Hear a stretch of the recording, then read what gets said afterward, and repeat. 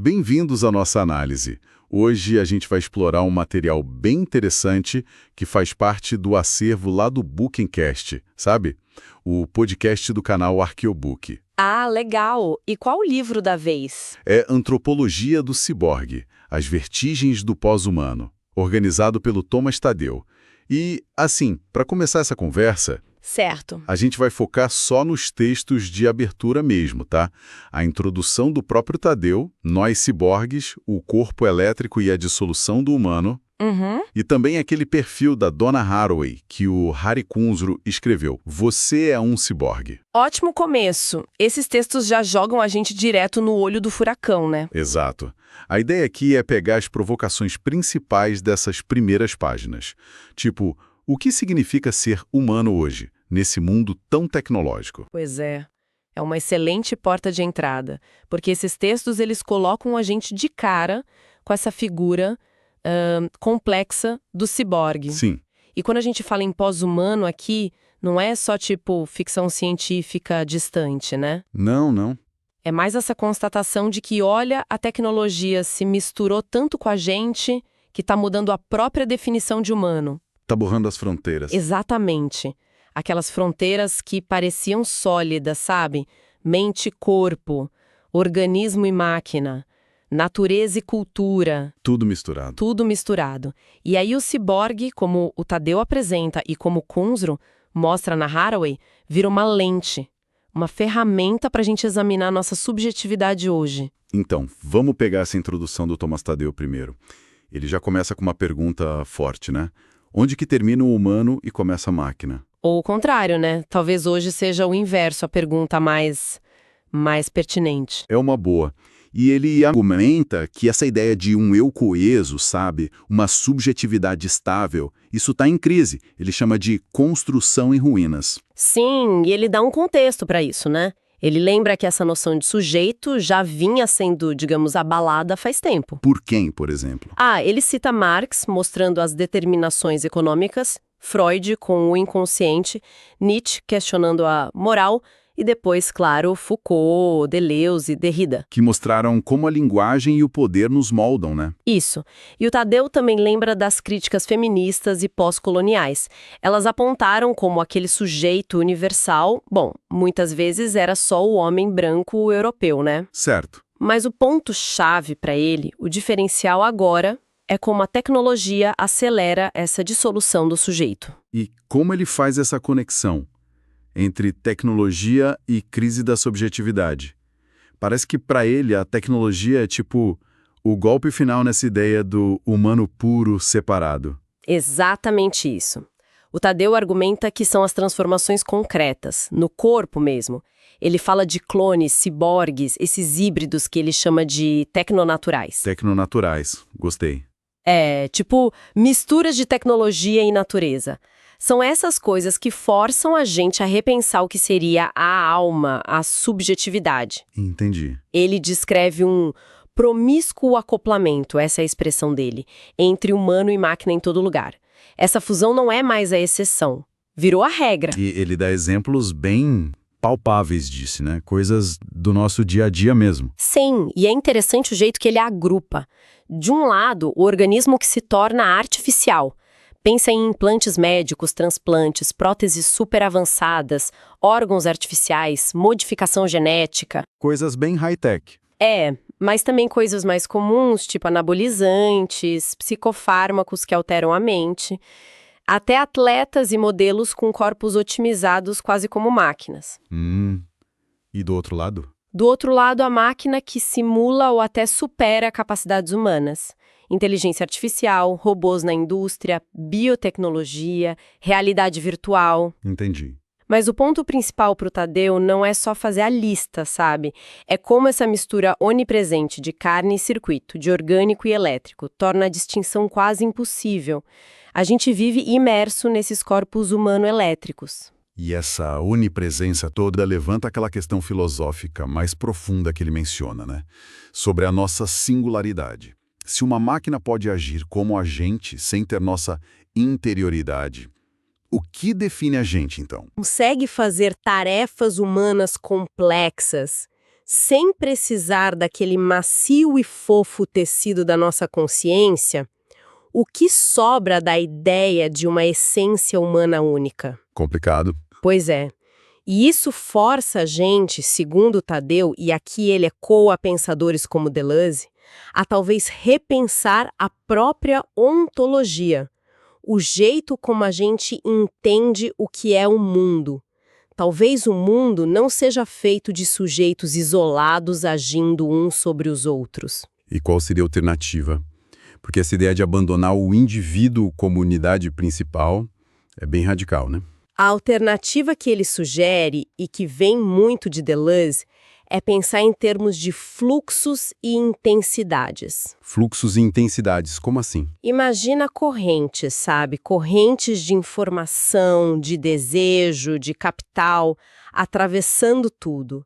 E nós, os indivíduos, seríamos mais como pontos de passagem, nós nessas redes, não a origem dos fluxos. As conexões vêm primeiro. Isso, os circuitos, as conexões viriam primeiro. As unidades, tipo nós, viriam depois, como resultado dessas conexões. O mundo seria feito dessas correntes que nos constituem e não de unidades separadas que depois se conectam. Faz pensar.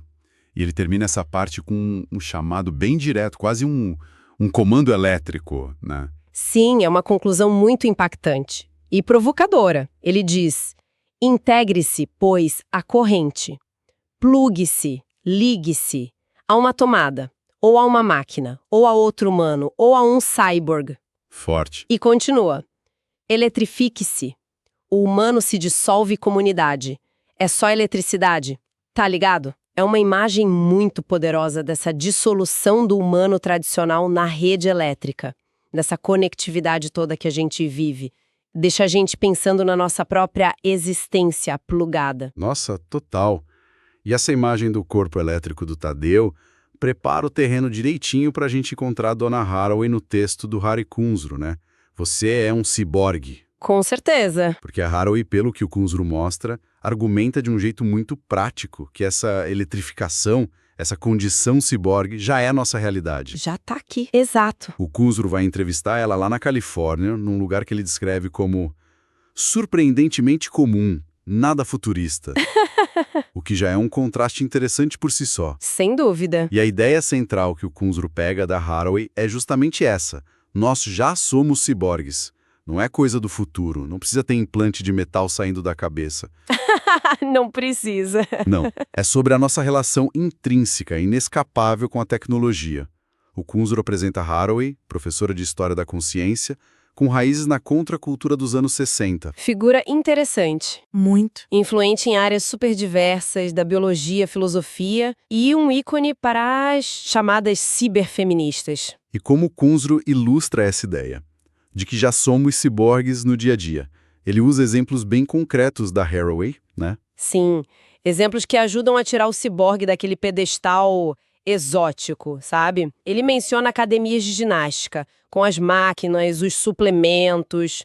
Tudo ali já trata o corpo como um sistema para ser otimizado. É verdade. Ou os tênis esportivos. O Kunzru lembra que teve uma época que nem tinha diferença entre pé esquerdo e direito. Nossa, nem lembrava disso. Hoje, a gente tem calçado hiper especializado, cheio de tecnologia para cada esporte. São extensões tecnológicas do nosso corpo. O exemplo dos atletas olímpicos também é muito forte para mostrar isso, né? Fortíssimo. O Kunzru explica que, para Haraway, a performance de um atleta de ponta não é só o talento natural. De jeito nenhum. É o que então? É o resultado de uma rede muito complexa. Medicina esportiva, nutrição supercalculada, treinos intensivos, roupas, equipamentos tecnológicos, sistemas de medição precisos. É um pacote completo. Exato. Tudo isso constitui o atleta. E é por isso que a Haraway argumenta que a polêmica do doping quase perde o sentido. Porque nesse contexto, todo atleta de elite já é artificial, de certa forma. É um produto dessa rede tecnocultural. Essa noção de redes híbridas parece ser bem central no pensamento dela que o Kunzru traz, né? O que são exatamente essas redes? Para Haraway, segundo Kunzru, os ciborgues são essas redes. São sistemas que misturam humanos, máquinas, informações, práticas sociais. Dá um exemplo. Pensa numa linha de montagem numa fábrica, ou a rede de computadores de um escritório, até, sei lá, a dinâmica de uma pista de dança, com DJ, luzes, som, e os nossos próprios corpos, moldados pela indústria de alimentos, farmacêutica, cosmética, são produtos dessas redes. Eles desafiam aquela separação fácil entre natural e artificial. Certo. A Haraway lembra a gente, e o Kunzru capta isso muito bem, que o mundo real é mais confuso, mais misturado do que essas categorias binárias fazem a gente pensar. O Kunzru também fala bastante do famoso Manifesto Ciborgue da Haraway, lá de 1985. Ele diz que ela chama de um irônico mito político. O que tem de político e de libertador nessa ideia do ciborgue, principalmente para o feminismo, na leitura do Kunzru? Ah, esse é um ponto crucial. Historicamente, a ideia de natureza foi muito usada para justificar hierarquias, papéis sociais fixos, por exemplo, o papel natural da mulher. Sei. Então, ao propor o ciborgue, que é um ser construído, híbrido, não natural, a Haraway abre espaço para a ideia de que as identidades podem ser construídas. Nada é biologicamente determinado para sempre. Entendi a sacada. Daí vem aquela frase famosa delas, que o Kunzru cita: prefiro ser uma ciborgue a ser uma deusa. É uma rejeição a visões essencialistas, sabe? Inclusive dentro de alguns feminismos que idealizavam uma natureza feminina pura e viam a tecnologia só como opressora, patriarcal. E para Haraway não é isso. Para Haraway, a tecnologia é um campo de luta e de reconstrução. Não dá para simplesmente rejeitar. Isso também mexe com aquela visão mais tradicional do sujeito separado do mundo, não é? Tipo, penso, logo existo, do Descartes. Exatamente. O Kunzru explica que a perspectiva ciborgue da Haraway troca o sujeito isolado, fechado na própria mente, pela ideia de nós como nós em redes. A gente está sempre conectado, trocando informação, imerso no mundo. O que desafia aquele ceticismo filosófico sobre a realidade lá fora, né? Isso. E o Kunzru faz uma observação interessante. A nossa própria linguagem do dia a dia, a gente fala de circuitos de amizade, ruído na comunicação, sinal de interesse, quebrar o contato. É verdade, a gente usa essas palavras. Pois é. Já reflete essa visão de rede, mesmo sem a gente perceber. Para mostrar que a política está dentro da tecnologia e não fora, o Kunzru usa um exemplo que a Haraway deu sobre arroz. Como funciona esse exemplo? É um ótimo exemplo para mostrar a complexidade dessas redes tecnoculturais. A Haraway analisa a decisão de criar um arroz geneticamente modificado para ele mesmo produzir toxinas contra pragas. Certo. Versus a alternativa que seria usar pesticidas químicos aplicados de fora. Essa escolha, que parece puramente técnica, está carregada de política. Como assim? Bom, envolve questões sobre controle de fronteiras, quem são os trabalhadores, muitas vezes imigrantes, que aplicam os pesticidas. Envolve como a gente define natural e artificial, o poder das grandes empresas de agronegócio, direitos trabalhistas, saúde pública. Nossa, quanta coisa! Exato.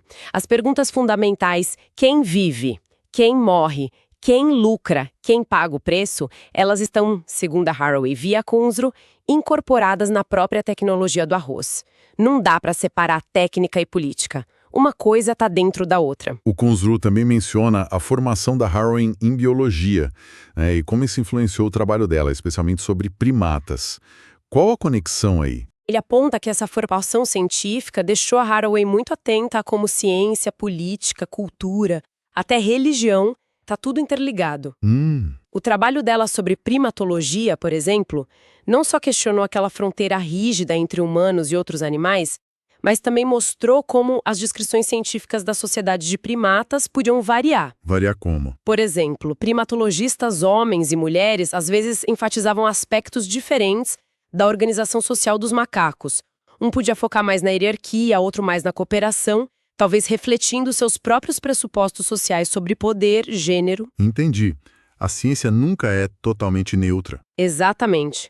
Para Haraway, a ciência nunca está separada da cultura que a produz. No final das contas, qual é a imagem que o Kunzru deixa pra gente da dona Haraway e da mensagem principal dela? Olha, o Kunzru retrata ela como uma pensadora essencial para o nosso tempo.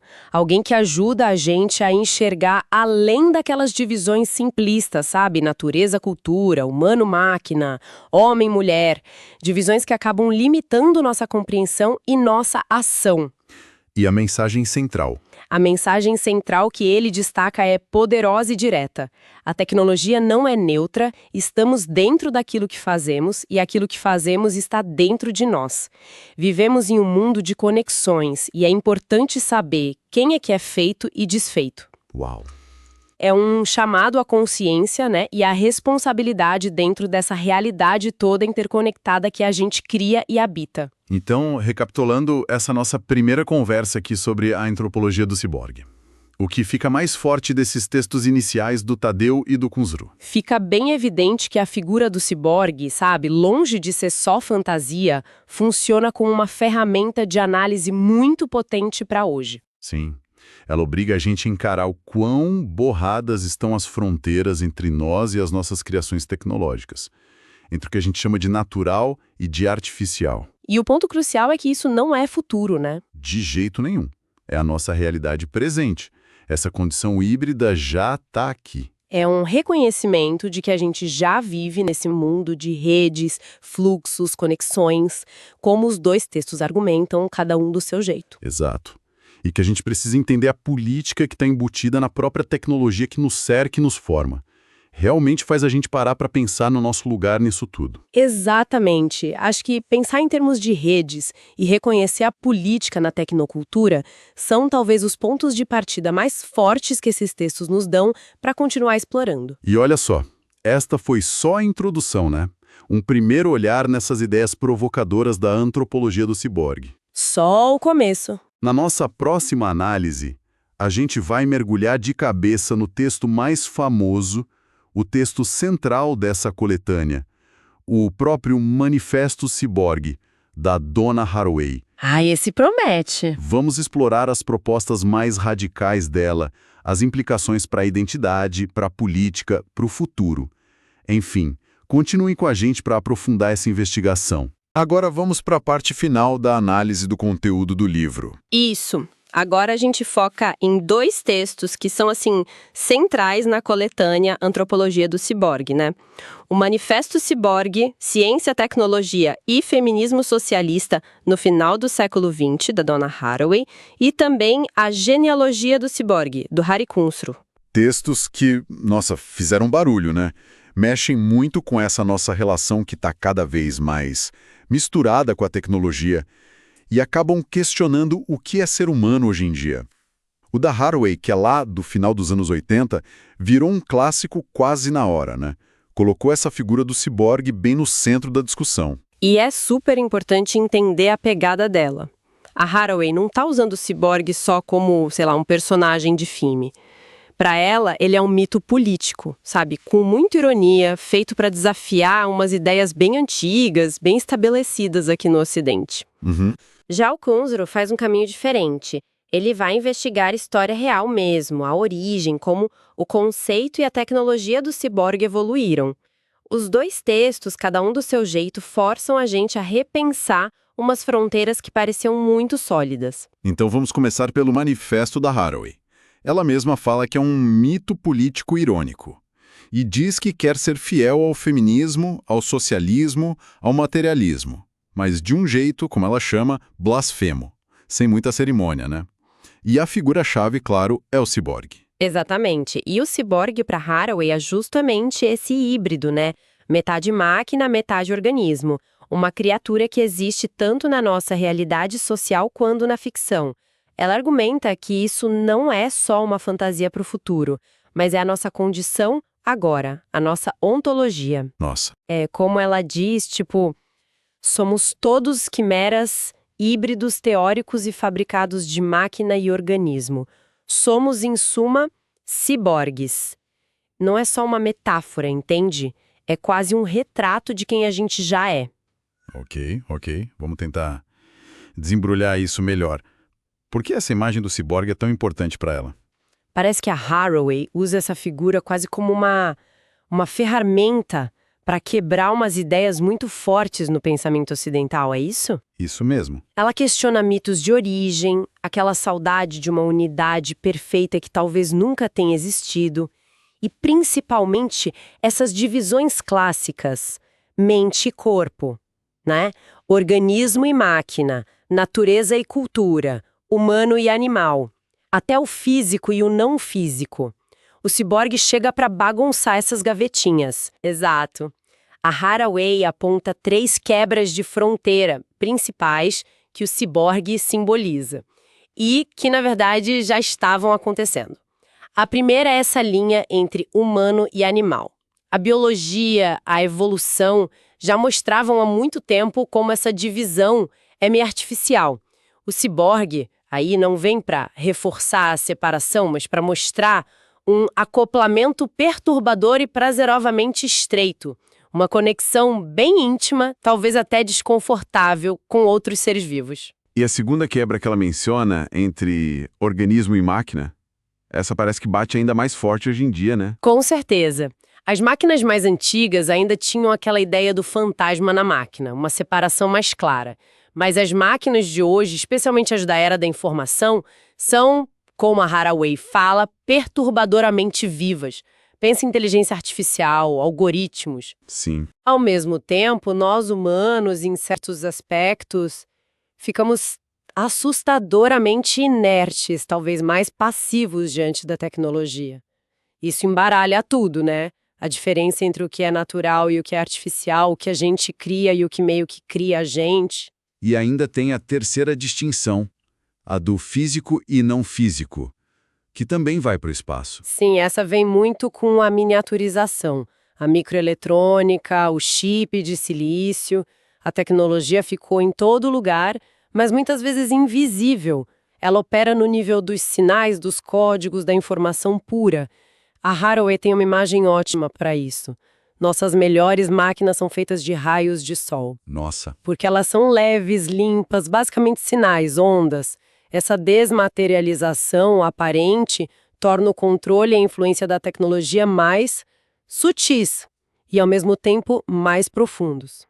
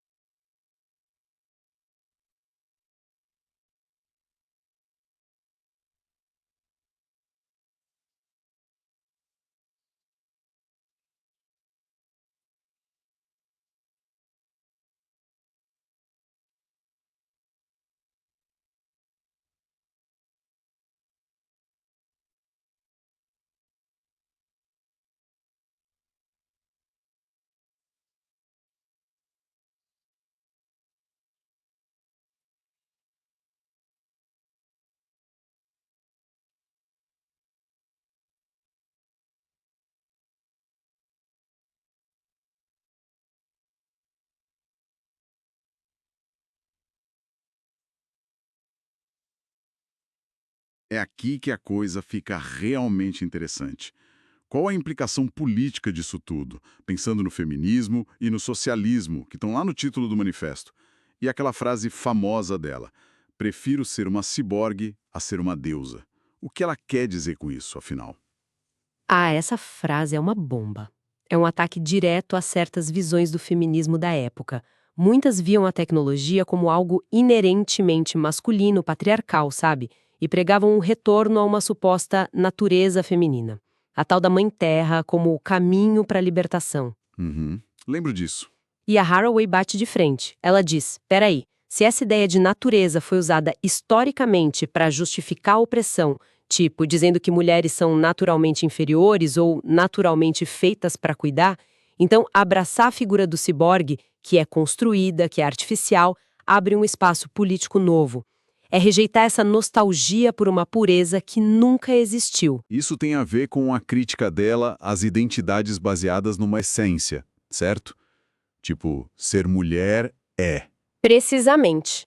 Se não existe uma natureza imutável que define a gente, então as identidades podem ser, e na verdade são, construídas e reconstruídas o tempo todo.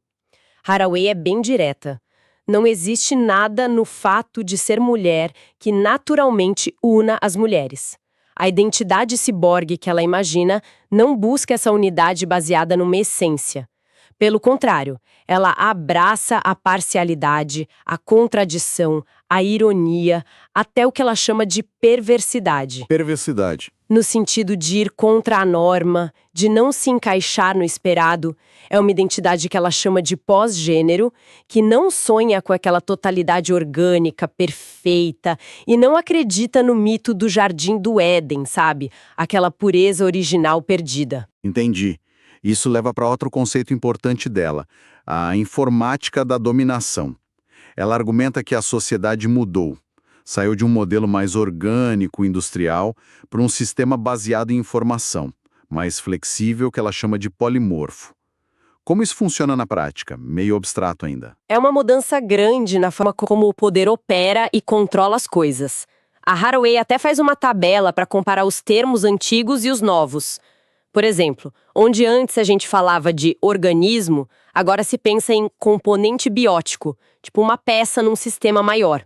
Aquela divisão clássica entre público e privado meio que se dissolve numa cidadania ciborgue que a gente vive muito nas redes digitais, né? Sim, total. A oposição natureza versus cultura vira um campo mais complexo de diferenças. E o trabalho tradicional vira robótica, automação, enquanto a mente vira inteligência artificial.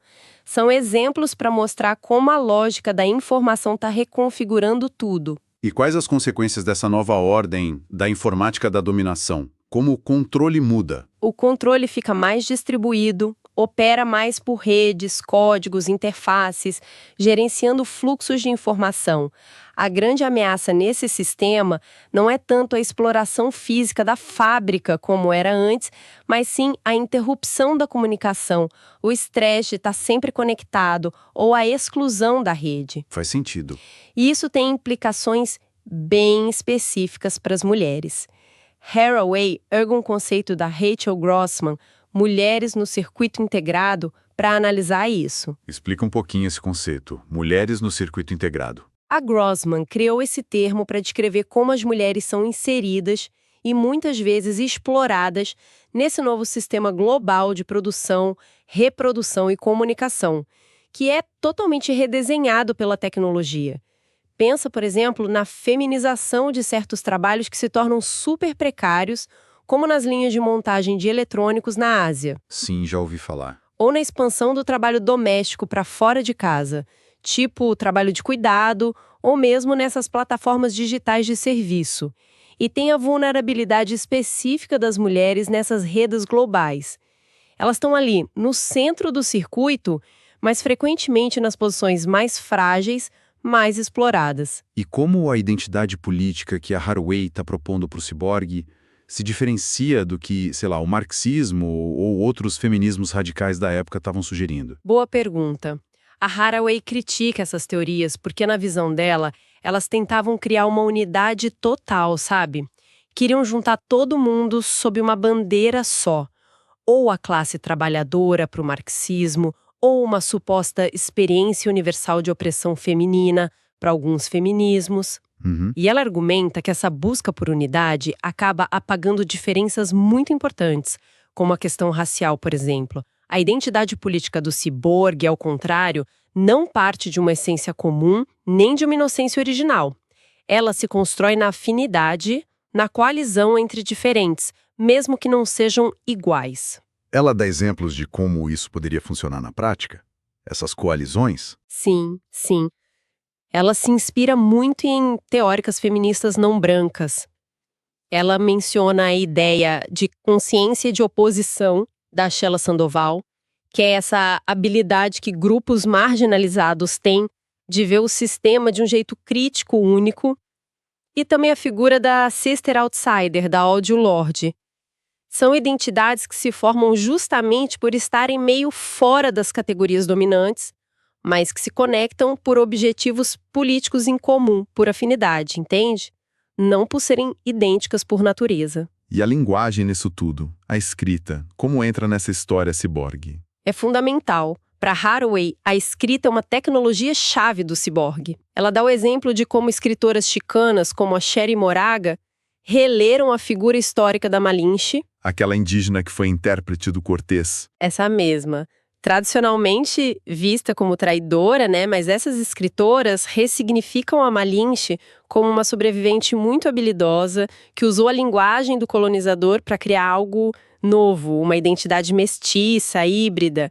A escrita vira uma ferramenta para recontar as histórias, para sobreviver na diáspora, para lutar contra o código único dominante. A política ciborgue, nesse sentido, é também uma luta pela linguagem, por abraçar o ruído, a multiplicidade de vozes, a poluição de significados. Que visão potente essa da Haraway, né? Usar o ciborgue como esse mito carregado de política. Mas aí vem a pergunta. E a história real? De onde saiu concretamente essa palavra, essa ideia? É aí que entra o texto do Hari Kunzru, A Genealogia do Ciborgue. Exatamente. O Kunzru nos leva para um terreno mais factual, digamos. Ele rastreia a origem do termo lá para 1960, num artigo chamado Ciborgues e Espaço. Quem escreveu foram dois caras, Manfred Clynes, que era engenheiro e músico, e Nathan Kline, um psiquiatra. Que mistura. Pois é, foram eles que juntaram cibernético e organismo para criar ciborgue. E o objetivo no começo era bem específico: pensar em como modificar o corpo humano para ele aguentar viagens espaciais longas. Eles imaginavam sistemas de controle artificial para o coração, pulmões artificiais, coisas que hoje até soam meio familiares. Mas peraí, o primeiro ciborgue de verdade não foi um astronauta, foi? Que nada! O Kunzru conta que o primeiro ser vivo a encarnar essa ideia, antes mesmo do artigo sair, lá no fim dos anos 50, foi um rato de laboratório, num hospital em Nova York. Um rato? Sério? Seríssimo. Implantaram nele uma bombinha osmótica minúscula que liberava químicos para controlar as funções fisiológicas dele. Era literalmente um organismo cibernético. Parte animal, parte máquina controlada. E qual era o contexto maior por trás disso? Não era só a viagem espacial, imagino. Não. O Kunzru mostra bem a ligação forte com o complexo militar-industrial da Guerra Fria e também com aquele sonho antigo da ciência de superar as limitações do corpo, de criar um super-homem na vida real, como ele coloca. Nos anos 60, a Força Aérea Americana investiu pesado em projetos que hoje a gente chamaria de ciborguianos.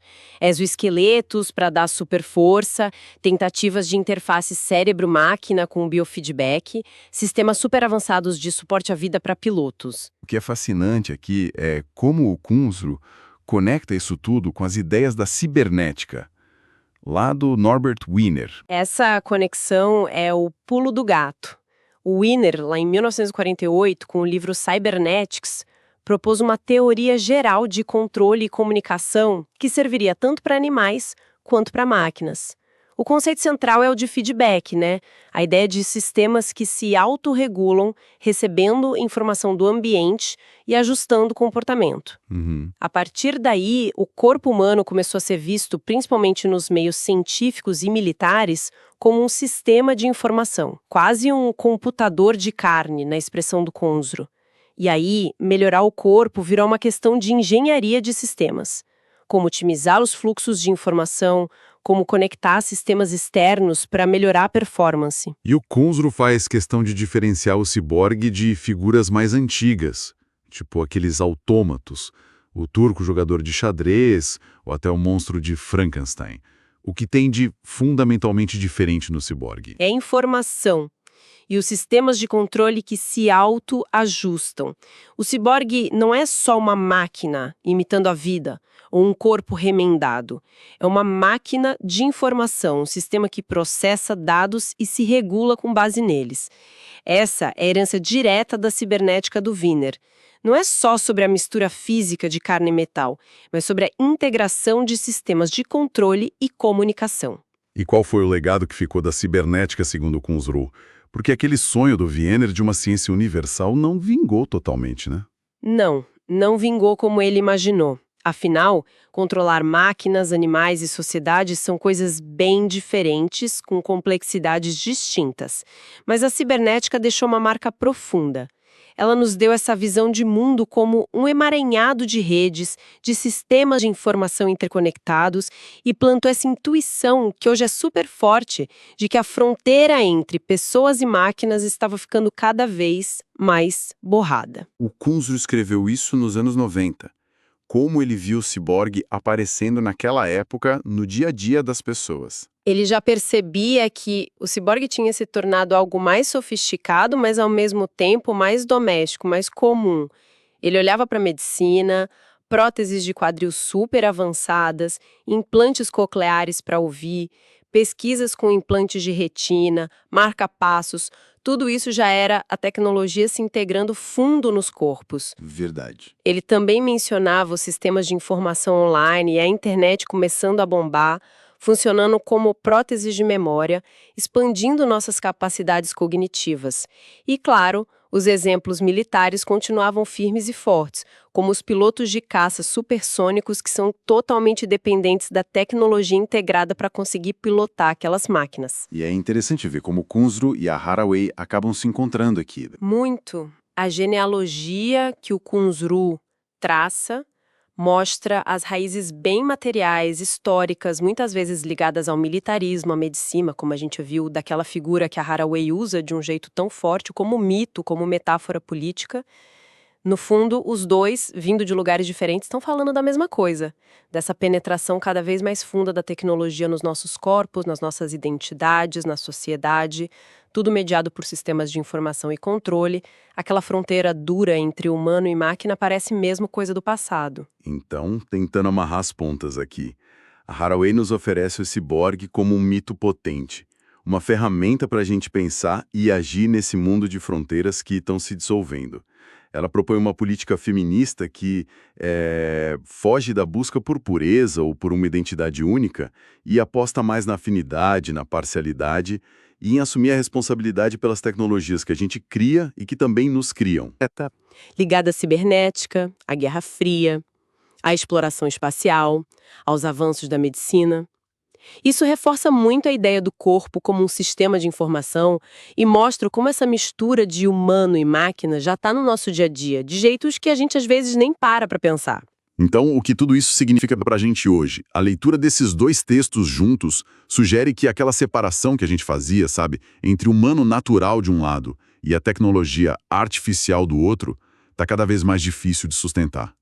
A gente já vive, né, mergulhado em redes, códigos, interfaces que moldam muito quem somos, como a gente vive, nossos corpos e, claro, a nossa política. Isso levanta uma questão importante, né? Se a gente aceita que somos todos, em alguma medida, ciborgues, como é que a gente assume a responsabilidade pelas fronteiras tecnológicas, sociais, éticas que a gente está o tempo todo construindo e desconstruindo?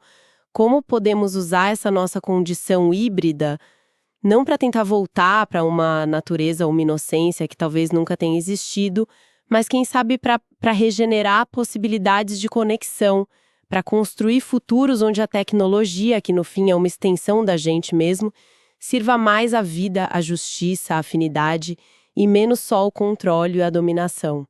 É um desafio constante, né? De recodificar o nosso próprio sistema, talvez. Agradecemos a audiência, a interação e o compartilhamento do canal. Convidamos todos a se inscreverem no canal Arqueobook, tanto no YouTube como no Telegram, para continuar explorando essas ideias.